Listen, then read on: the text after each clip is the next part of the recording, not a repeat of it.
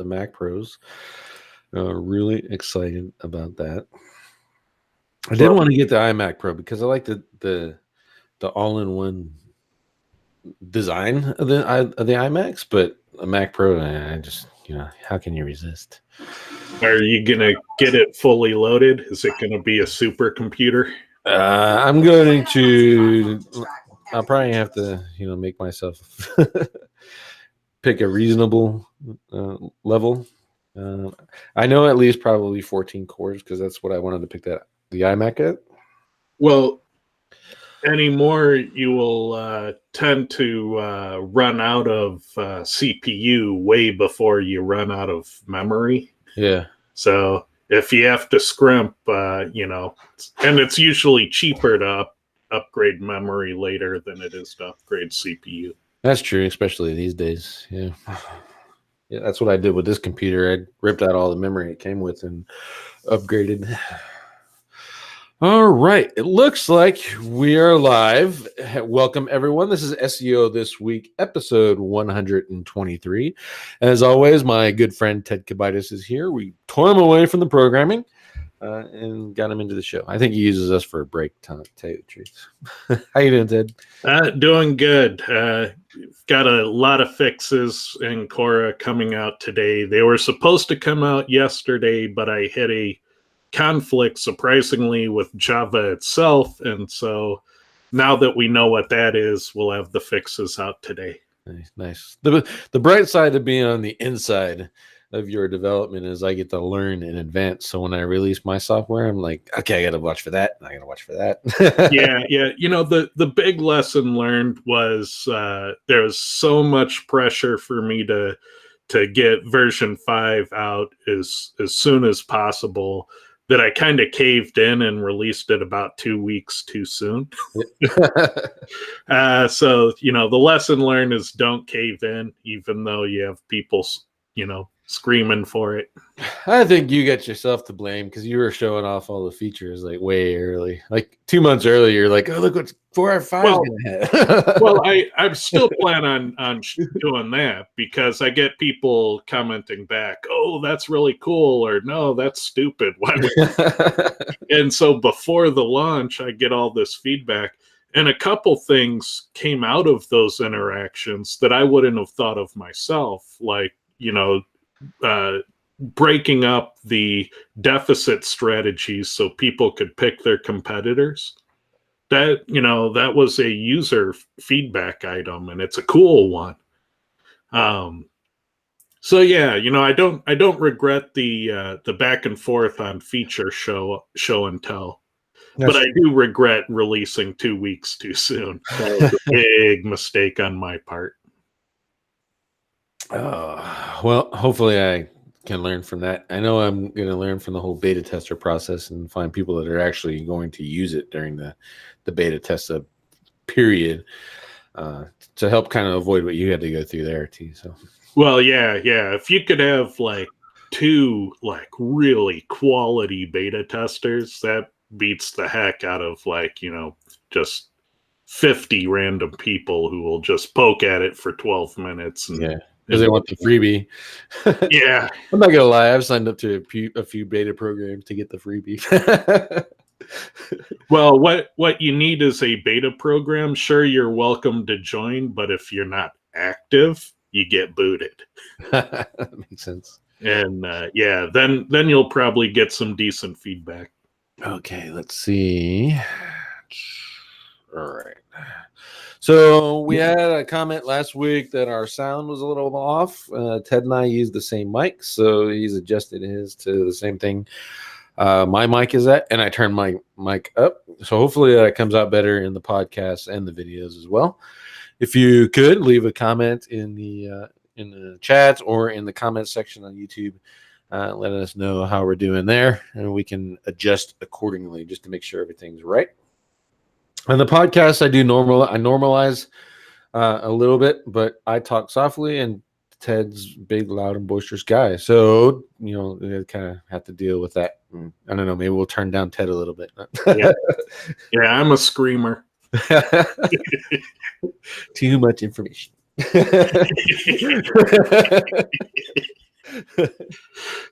All right, so this week we're going to talk link building and ego bait. Excuse me.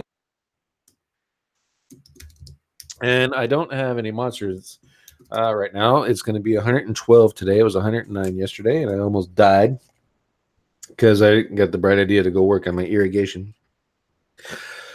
So we're doing water. Hopefully it slows down my talking a little bit too. So the first one, Google announces site diversity change to search results. I thought this was great and timely because last week, was it last week? I'm pretty sure it was last week on Fight Club. Ted talked about putting your blog on one domain, putting your store on another domain, putting your landing pages on another domain so you can take over the search results because Google likes diversity in the search results. Well, now they claim that they're enforcing that a lot better. Hopefully that actually works out. I'm looking forward to seeing how they do it. They announced this, and then I did some checks in my markets, and I don't see it. As a matter of fact, I see more of a lack of diversity. So maybe they turned the wrong switch or button over there at Google. But I think it was pretty cool. And Ted, look how insightful you are. You were thinking about, getting ahead of this like 2 years ago when you were just wishing for a certain platform. So I think it's awesome. Thank you. Yeah, it's a cool thing. I don't see it yet either. And if they were to play with it, it would cause a huge upset, just ripples across the whole web. And who knows? Maybe that's why they had to roll back some of what they're doing right now. Yeah. I honestly, looking at some of what people are doing, like a lot of it is from Citrix. That seems like a really good data platform. I'm actually going to sign up for that. But looking at a lot of their stuff, they did a number on a lot of sites. My guess is based on the quality of a lot of the sites, like NFL.com took a 25% hit as an example. I think they're going to roll back significantly here. You know what happens whenever Google delivers this scale of misery to website operators, especially enterprise class website operators, is the short-term solution to bridge the traffic gap, which ends up being a revenue gap, is pay-per-click. Yeah. So this mistake is probably going to make Google a lot of revenue and advertisement. I wouldn't doubt it. I know some sites have quit. Like there's a big cryptocurrency site. They had made a whole blog post and said that they lost like 50% of their traffic. I looked at their data in FCM Rush, and they indeed did, but they went from like 1,000,005 visitors today to 600,000 visitors a day. I was like, oh, poor people. Yeah.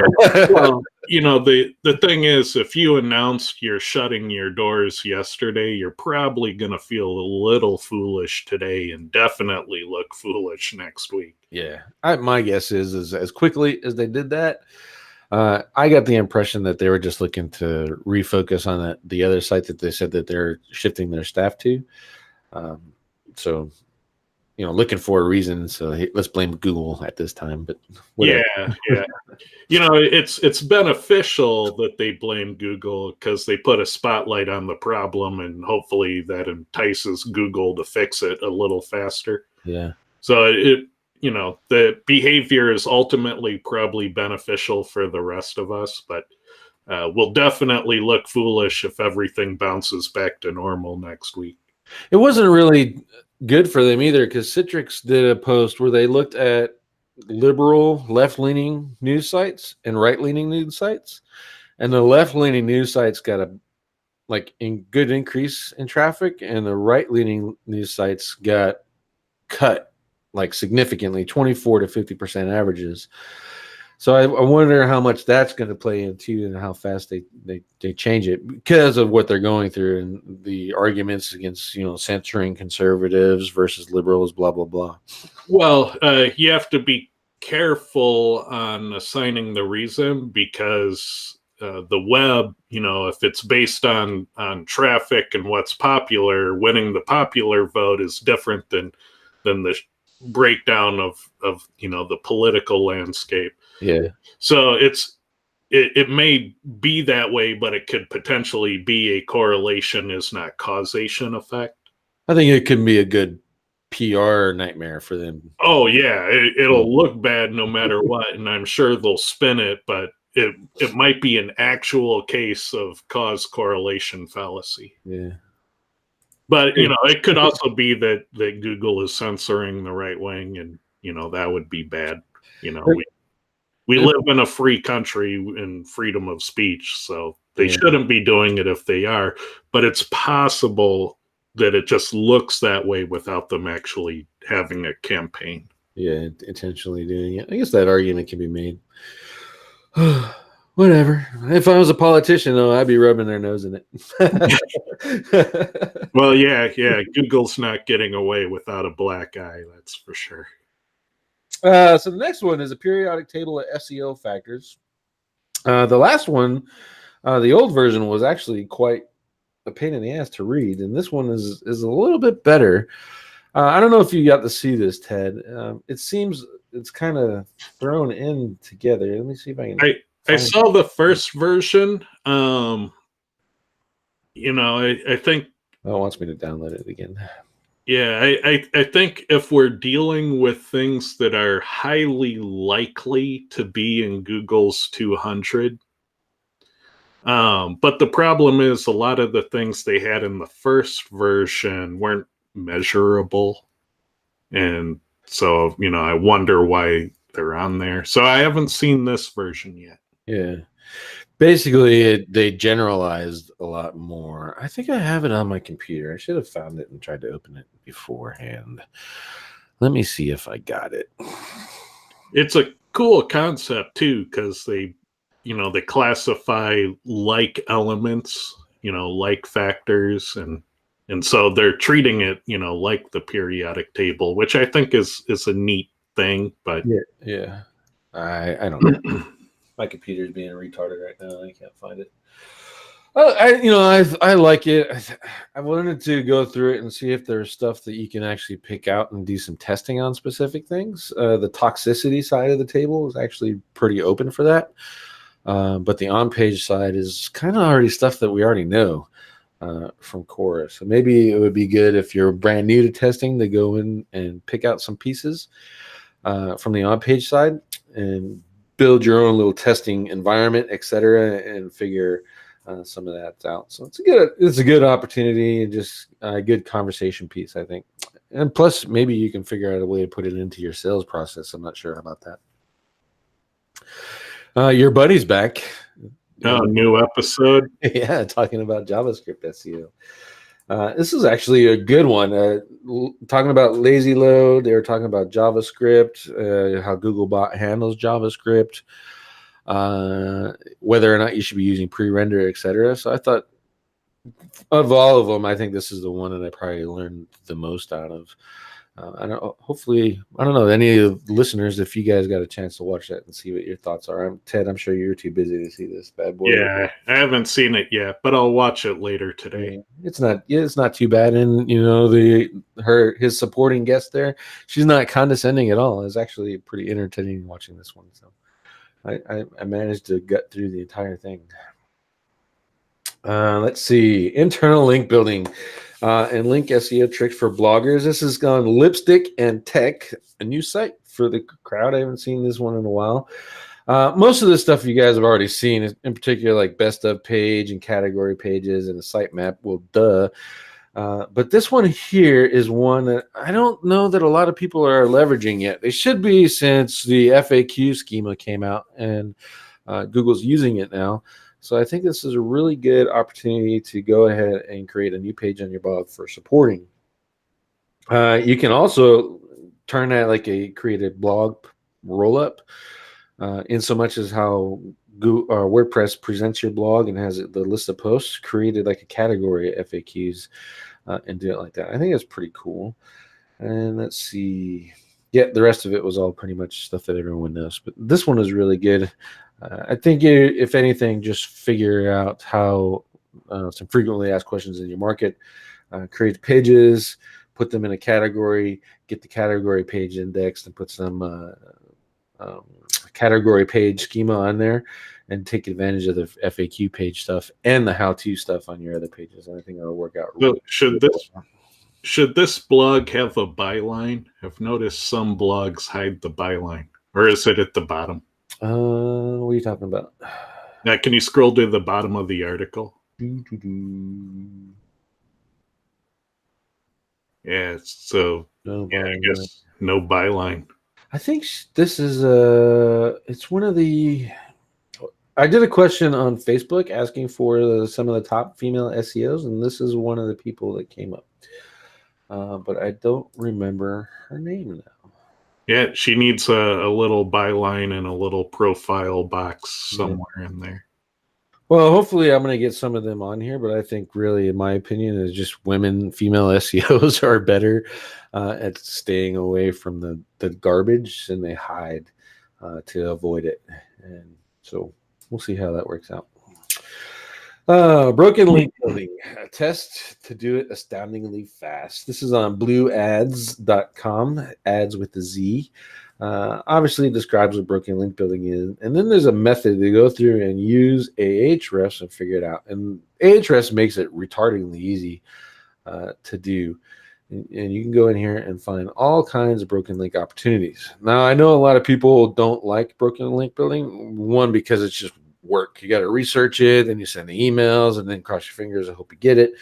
But this is actually a good thing to go through and do, especially early in your campaigns. You can send those emails out while you're working on the on-page stuff and work through that process 1 to 2 weeks probably to get a backlink using broken link building.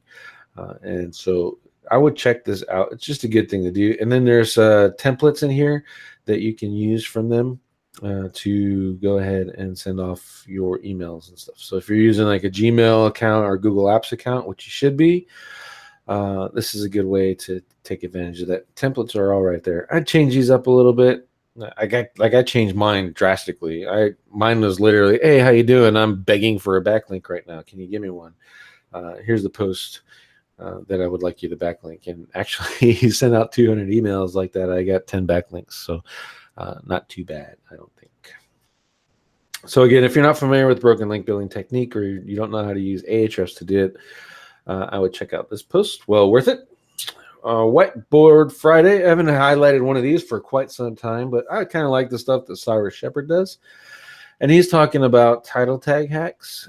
If you basically, the long story short of it is using numbers, etc., inside of your title tags to increase the CTR. So this is, at this point, I'm like ranking in the top 3, and now I want to rank by the quality of the title tag, which typically will push it up into the 1 or 2 position without any more work on my end. You can use the variations that he has here, and also research Brian Dean's blog. He's got a good one, a good post similar to this, with some other stuff that Cyrus isn't mentioning. But you'll notice in here a lot of the sentiment words were in there. Call to action are in some of here, and some referring keywords, questions. Those are pretty good. And you go after the feature snippet if you're into that sort of thing. So definitely a worthwhile thing to. I would just, if you don't want to listen to Cyrus, just get the image and check it out.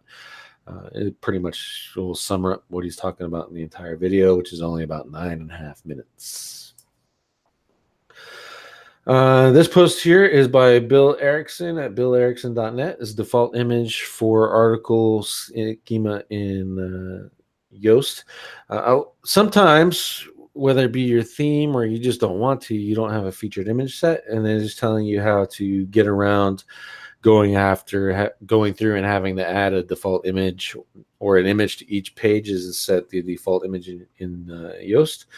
And then he provides a little bit of code in here too that you can change that up a little bit if you want to, as needed. Again, I like Yoast. A lot of people hate on Yoast. To me, it's fine. It's working. It's doing what I want it to.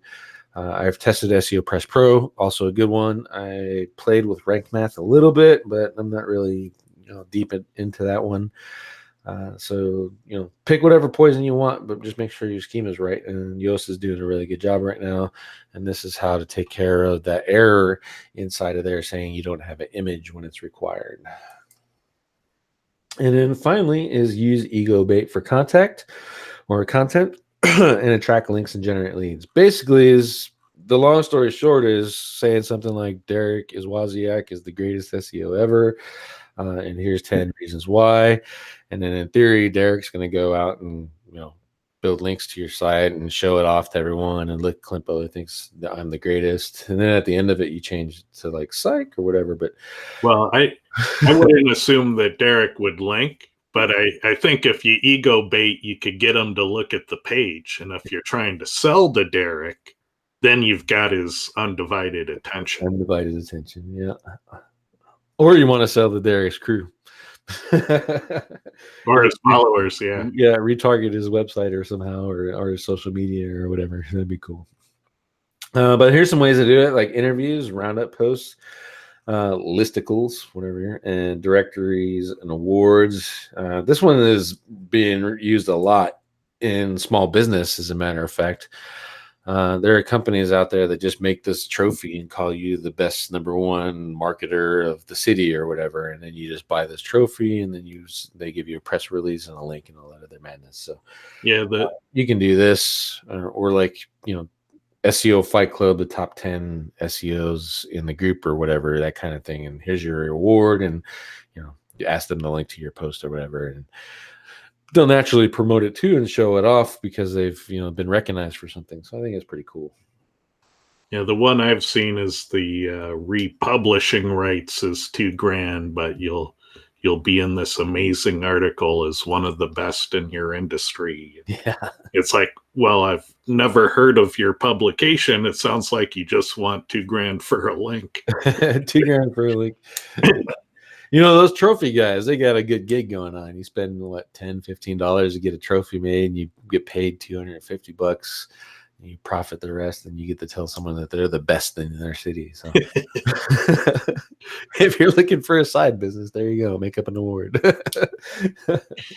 Well, I Scott Rogers asked, can a wine box be an award? And I think in the right circles it could be. I'd have to stew on it for a minute or two, but there's probably a way to leverage giving out wine boxes into generating leads.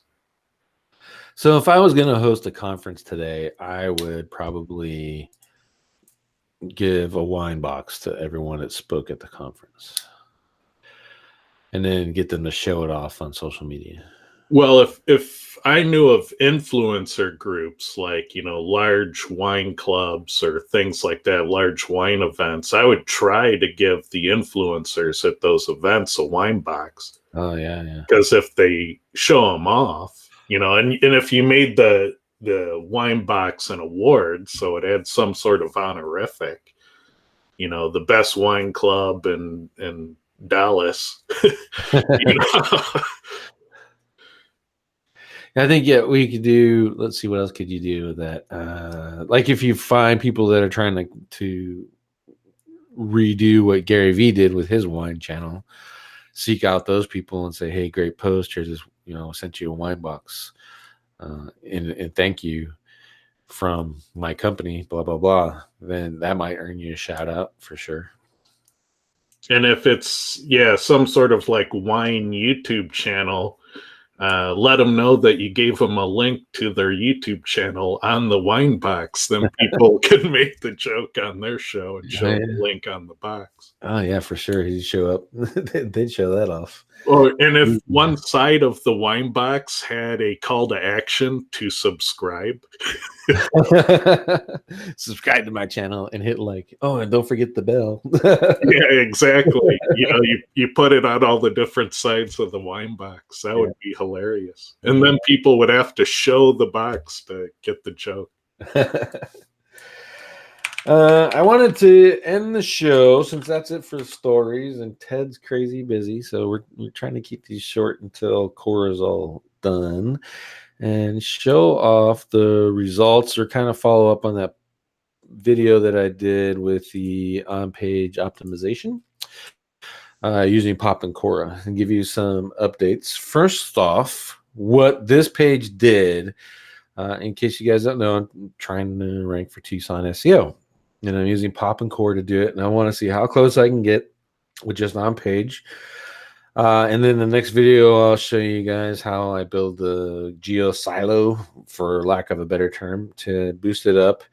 And then I'll show you some tools that I'm comfortable sharing to do, show you some of the, the backlink processes that you can or do, depending on your level of, I won't go too crazy. I don't want Google to come over and take down my test site, for crying out loud. But what I'll do is show some backlink processes, maybe some suggestions and things I do, and where to send the backlinks, etc. And that should be helpful and work with the SEO Fight Club site structure show. So if you guys haven't watched that, it'd probably a good time to pick that up. So what happened was, if you guys don't remember, I optimized it with pop. I got up to 94%. And then we looked at a Quora run, and most of it was done. I updated most of it from Quora, with the exception of JSON LD for local. Currently, this one still doesn't have the local schema on there just yet. And then I just waited and wanted to wait and see what happened. I started off, when I made the page, just making the page, it ranked number 77. Then we did pop and went up to 73. And then Google updated and went back down to 77. And now it's sitting at like 99, I think. It was 93 and then 99 after the update. And one thing that Pop said was that I'm good, that I'm still at 94%. I'm happy and running. And then Quora 5.18 said, whoa, there's some more work to do. So I'm going to probably shoot another video after 5.19 or 5.2 comes out with another Quora run. We'll go through that, just picking and choosing between the shared data, whether I want to use that or not. And then see if we can't get it back up into the 70 percentile range.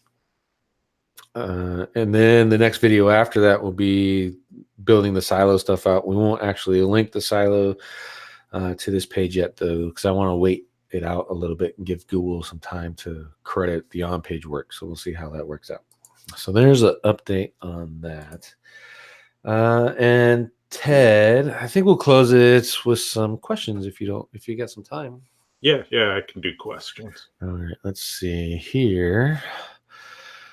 What do you think of RYS drive stacks? Those are the Google drive stacks, for those of you that don't know. Do you have any opinions on those, Ted? I don't know if you've even used those. I haven't felt the need to use them. From what I've seen of people who are using them, they tend to be most effective for low to mid competition search terms. They tend to be not as effective for the high competition terms. What are your thoughts? I like building them out. I build them out the way that Semantic Mastery, those are the guys that came out with that concept. There's a lot of people spitting out or saying, hey, look, let's do Google Drive stacks, and then making these generic ones. Well, the ones that come from the Semantic Mastery folks are actually built out crazy well. It takes 4 to 6 hours to make one of those things. I know, because I've done it. So I like their version of them. I don't like ones that are made with software. I don't like some of the half-ass ones. Those ones really don't pass as much power as you can get out of Google. So if you're thinking about leveraging those, I would at least buy one from Semantic Mastery, or buy their course RYS Reloaded. I guess that's in August is the 1-year anniversary for that. So they're supposedly going to be adding some more stuff to it. So there might be another sale coming up if you missed the last one, if you're into that. But for the most part, I really wouldn't buy them from like Fiverr or etc., because they're not set up the way that they're supposed to be. Literally, the way they're supposed to be effective, it does take 4 to 6 hours to make, and that's you got to do content and images, and there's a whole bunch of other stuff that goes along behind that. They just did a video. You can look on their channel. They did a video on the stacks yesterday. It does promote buying the stacks. Obviously, it's a free video, so can't hate them on for that, but that's something that you should check it out if you're considering using those. Let's see. Derek blames all the rank drops on RankBrain. Let's see. Would you use Magic PR on an e-commerce site, and if so, how would you link? So I guess an even better question would you use press releases on an e-commerce site? And if you would, where would you link to it? It's a good question. I would probably make sure that the press releases were promotional in nature, because they have a fairly short shelf life to begin with. Yeah. So maybe talk about your upcoming, Christmas line right before Christmas, your upcoming Easter line right before Easter. So I would do those things. And yeah, those would probably lend themselves to those seasonal categories. So your Easter category, your Christmas sale category, probably focus the category pages. Yeah, I would focus on categories as a general rule. And then if I had products that I knew already were going to be popular, I would go ahead and leverage PRs just to build some backlinks to the product page as well. If you have evergreen sale pages or discontinued pages, outlet pages, those might make sense too, because those will probably be evergreen categories. Yeah, because if you're using the site like Magic PR or Press Advantage, they have their newsrooms and they put your links on some sites that are actually permanent. So and some good ones. So yeah, it's a good. I would do that. Categories and maybe highlight products. That's how I would leverage it. Let's see, Mike Calvin. Would uploading a high quality article on AWS with a link back to the money page be useful? And also HTML or PDF, doesn't matter. That's essentially S3's building S3 links or cloud links. Google has already stated that PDFs and other document types all get converted to HTML and stored in Google as HTML. So I think it doesn't matter. It's going to get translated to HTML anyway. Yeah. If it's easier to make the PDFs, I think there's a new product from Mike Martin that came out, and he's making PDFs using his Magic page builder. So that's something to look at. I do cloud links. I do cloud stacks, and those work really well, especially you take the time to build them out. They used to index and rank a lot better, but some douchebag decided he wanted to be internet famous and put on one of the major SEO sites of how someone's outranking him with S3 sites because he sucks as an SEO. And Google, not long after that, took those out of, stopped them from ranking as well. But they still work, so I would go ahead and do it. Yeah, it's interesting how even though they take those pages out of the index, they're still in the link graph and they still pass their signals. Yep.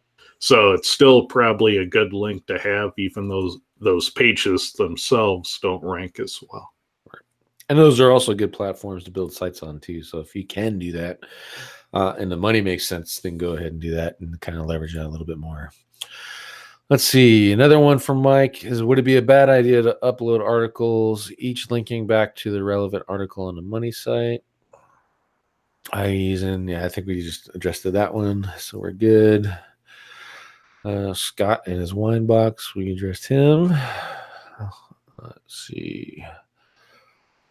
And he asked the same question twice. And with press releases, it's always a roll of the dice. So if you do it once and it doesn't work, that's kind of common. Yeah. And every situation is different. If you're doing a press release on a low competition keyword, it's going to be more effective than if you're going for a high competition keyword. So it's going to be incremental. So if you have 250,000 backlinks already and you get a press release and you get another 150 backlinks, well, it's going to be proportional, the effects. So 150 new links on 250,000 is a teeny tiny percentage. Yeah. So you got to look at your numbers and figure out if the math makes any sense at all. Let's see. And someone named Dids, he said he got 2 magic PRs and it didn't do anything for him. I tell you that I've ranking maps with magic PR. So that's what we're using his service for. We get the maps into the top 10 and then use the magic PR to kick it over the top, put it in a snack pack for us. Don't really use it for organic. So if that's what you're using it for, maybe that's your problem. But he is stacking those and he's building links behind those too. So, and then just some markets, one we did, it took 1 press release. Another one we did, it took 4 to stack it up and it worked. So you really got to play with it. I would work more closely with the provider because, he knows his system, but don't just leave it at, hey, I did PRs and it didn't work. That's obvious. It's like saying I built 1 link and it didn't rank my site. Well, no shit. You got to build. You got to build more. You got to keep plugging into that. Just and also what you're doing is you're kind of diluting your anchor text a little bit, so you can send, if you get PBNs or you get access to a higher domain authority site that you can get a backlink from, you can do an exact match to that now and rank that up. And you stated that someone was looking at it and saying you probably over optimized for your anchor text. PRs in general, I don't put anchor text backlinks in unless they're from Madge, because I know what he's doing on the back end to build backlinks to those. So you have to be a little bit more cognizant of that as well. And another note is don't put 3 links to the same place on your website. So you typically, I do a homepage, the inner page, and maybe a contact or about page in my PRs, so that I'm getting the best benefit out of all of those links versus linking to 1 3 times, and really you're only not getting the benefit from that. So that's what I would do to that. And Derek says he likes to host the original press release in a section of the site and link back to the original and keep the canonical. Yeah, that's a really good process. Actually, Madge makes you do that as part of it. And what he basically what you're talking about is a media room. And I like to do that too. It just depends on how much I'm using PR over and over again. So those are pretty cool to leverage as well. And it looks like that was the last question for the day. That's awesome. Just keeping us just over 30 minutes. Ted, do you have any closing thoughts? Like maybe what's going on at SEO Fight Club tomorrow? We have a secret guest, and that guest is Matt Diggity. He is going to talk about some affiliate SEO, I think. Or it might be site flipping, or maybe a little of the both. A little of both. But if you have questions for Matt Diggity, come prepared. It should be a cool show. And it will be earlier than we normally have it. I believe we're moving it up a couple of hours. So keep that in mind. And we'll try to send out announcements to the various groups when we're going live. Yeah, he's over in Thailand, so that makes sense, moving it a little bit. That's guaranteed to be a good show. I know a lot of people, most of you guys probably know Diggity, but if you don't, come in and check him out. He's one of the first people to put together a decent on-page guide, decent guides on link building. He had a link building service for quite some time that I used to use pretty regularly. And I know some people are still using it. So plenty of opportunity for a wide range of questions from someone that's, living and breathing and surviving off of his SEO talent. So I don't even think he does clients. I think it's mostly affiliate stuff and services.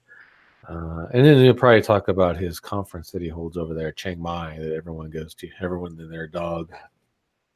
Yeah, it's a cool one. Yeah. And one last question popped in. Would you recommend I invest in Ranking Factor Revolution? Actually, yeah, I would. It's a pretty cool tool. I don't use it for the Google site creation. It's just faster for me to make sites than to use that software, but it is great for cloud stacking stuff. And there's some other features in there. They got an offer popped up right now. If you reach out to Patrick over there, Ranking Factor Revolution, they give it a trial, 30-day trial for $1. So if anything, try it, see if it works in your workflow, and if it doesn't, then you cancel it. So, but I would recommend seeking those guys out and leveraging that tool.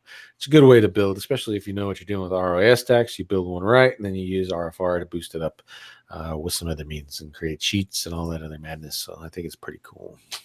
And that's it. I think we're done.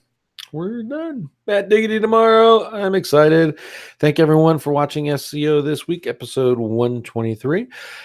Keep on the lookout with if and when I get time to make the other videos for the new Quora run on that page. You will get notified in YouTube. I don't have an email list anymore. So if you want to be on my email list, you got to go sign up on Digital Ear again. I deleted everybody. None of the lazy clowns on my list were actually reading my emails. My open rate was like 5%. It was killing me. So I'm starting to go refresh. So if you want to do that, sign up on digitalear.com, go to SEO Tool Lab, check out Quora. I think he's got or is getting an email list together as well. And with anything, you can see us here every week, SEO This Week or SEO Fight Club. And thank you, everybody.